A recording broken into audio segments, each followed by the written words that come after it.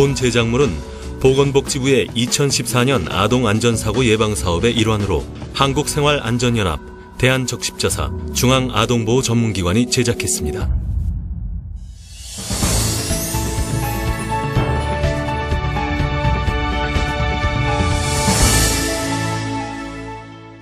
가해자의 80%가 부모라는 조사 결과가 나왔습니다. 가정 내 학대로 고통받는 아이들이 많습니다. 최근 5년 동안 아동학대로 인해 숨진 아동은 총 66명, 2013년도 한 해에만 22명이 목숨을 잃어 갈수록 소중한 어린 생명들이 학대에 의해 사라지고 있습니다.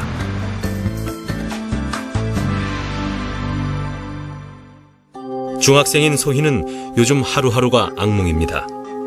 이유 없이 항상 폭행을 당하고 또 당하고 이젠 너무 지쳤습니다. 오늘은 또 무슨 트집을 잡을지 생각만 해도 끔찍하기만 합니다.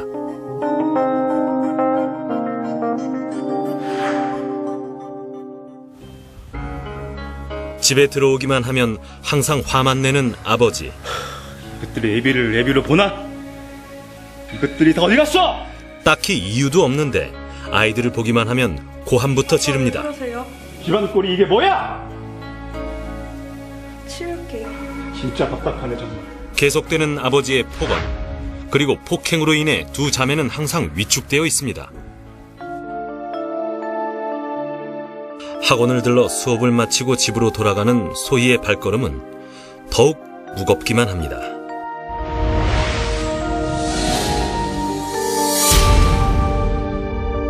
날마다 반복되는 부부싸움, 그 여파는 항상 소희에게 이어졌습니다. 다 너 때문이야.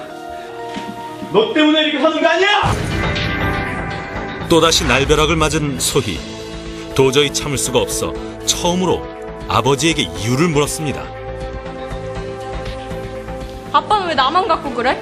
내가 뭘 잘못했냐고요? 아니 이게 어디서 반항이야? 돌아온 건 대답이 아닌 아버지의 손찌검. 상식적으로 전혀 이해가 되지 않는 상황이지만 이 집에서는 하루도 빠지지 않고 일어나는 일입니다. 아버지는 왜 소희를 때릴까요? 아동학대 90% 이상은 이제 집 안에서 일어나고 있고요. 그리고 이제 아동학대 80% 이상은 친부모로부터 일어나고 있습니다. 이제 내 자식이기 때문에 이 아이는 내 거다라는 이런 소유물로 생각을 하는 그런 인식도 있기 때문에 아동학대가 부모로부터 많이 일어나고 있습니다.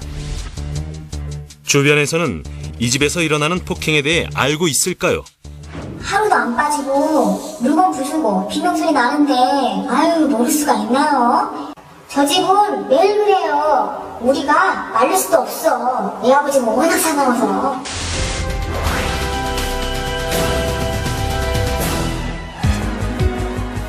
늦은 밤, 이 집에서는 무슨 일이 일어난 걸까요?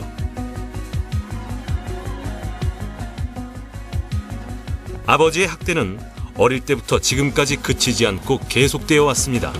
하루 이틀이 아닙니다. 뭐야 이거? 문 안 열어? 문제는 아버지뿐만 아니라 어머니에게도 있습니다. 아버지의 폭행을 사실상 묵인하고 있는 것이나 마찬가지입니다. 집 안에서 보호와 사랑을 받아야 할 아이들이 부모로부터 학대를 당하고 있습니다. 이것들이 정말... 아무런 이유 없이 행하는 부모의 폭행으로 아이들은 더 이상 견딜 수 없을 정도로 큰 고통을 받았습니다. 결국 아이들은 경찰에 신고한 후에야 친부모에 의한 학대를 벗어날 수 있게 되었습니다. 일로 안 와! 이놈의 새끼들이! 그런데 상담 중 놀라운 사실이 밝혀졌습니다. 동생 지희는 아버지로부터 성적인 학대까지 받고 있었던 것. 좀 더 일찍 신고했다면 아버지의 학대를 막을 수 있었을까요? 가출을 하고 싶어도 동생이 너무 어려서 할 수가 없었어요. 제가 없으면 모든 피해가 동생한테 가거든요. 엄마는 아무런 상관도 안 하고. 친아버지로부터 폭력은 물론 성희롱까지 당해 쉽게 치유될 수 없는 상처를 입게 된 두 아이. 자매는 이 상황을 극복할 수 있을까요?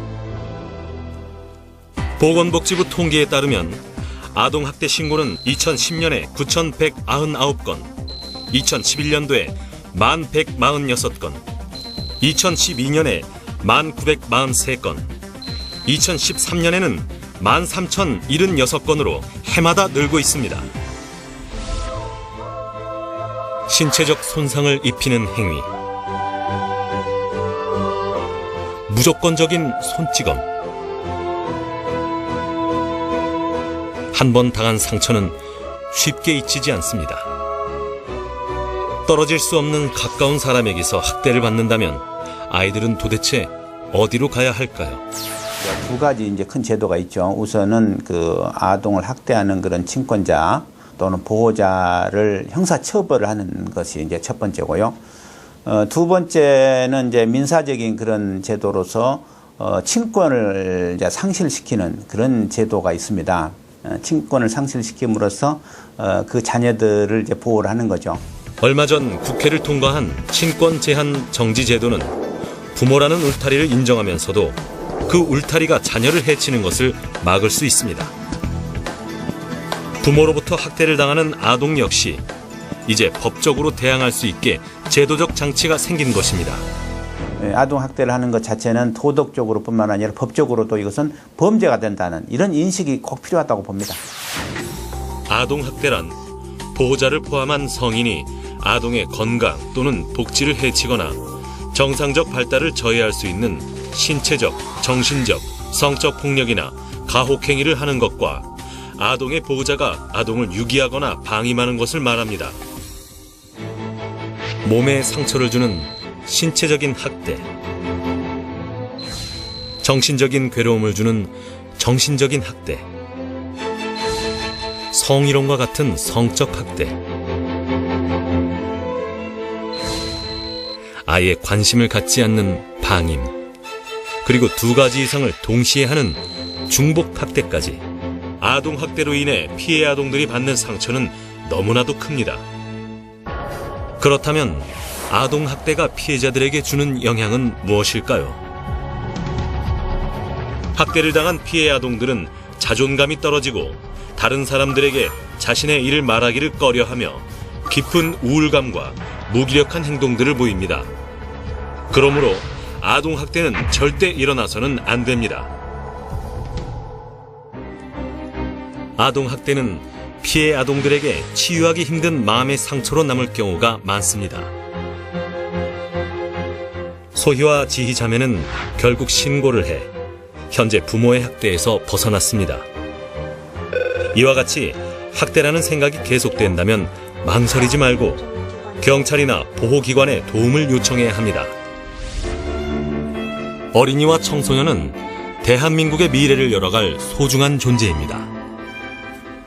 친부모를 포함하여 아무리 가까운 누군가라도 나에게 학대를 한다는 생각이 들거나 주변에 학대받는 친구들이 있다면 망설이지 말고 학교 선생님과 같이 믿을 만한 어른이나 아동보호 전문기관에 신고를 해야 합니다.